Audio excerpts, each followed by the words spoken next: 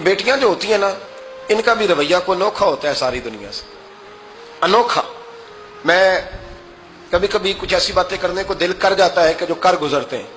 ایک صاحب مجھ سے ایک دن کہنے لگا، حضرت صاحب بڑی مشکل میں ہوں اور اتنا کٹھن وقت آ گیا کہ کوئی حال ہی نہیں۔ میں نے ان سے کہا کہ اپنی اماں سے دعا کراؤ، مسئلہ ٹھیک ہو جائے گا۔ میں نے لگا اماں تو انتقال کر گئی، تو میں نے کہا بہن سے دعا کراؤ۔ کہنے لگا بہن دور رہتی ہے، تو میں نے کہا پھر بیٹی سے کرا لو۔ آپ یقین کریں، اللہ کے گھر میں بیٹھا ہوں، رمضان کا مہینہ مجھے تیسرے دن ملا۔ کہنے لگا حضرت صاحب الحمدللہ اللہ نے میری مشکل آسان کر دی۔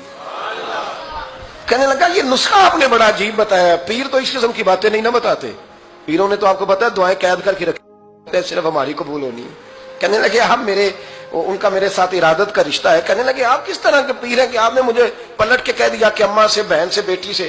تو میں نے کہا اصل بات یہ ہے کہ میں کبھی تھکا بھی ہوتا ہوں، کبھی کسی رنگ میں بھی ہوتا ہوں، اور کئی دفعہ اب تو یہ حال ہو گیا ہے کہ رونا آئے بھی تو روتے نہیں کہ لوگ تماشا نہ سمجھے۔ کئی دفعہ آنسو چھپانے بھی پڑتے ہیں کہ لوگ اس کو اداکاری اور فنکاری ہی نہ سمجھنے لگ جائے۔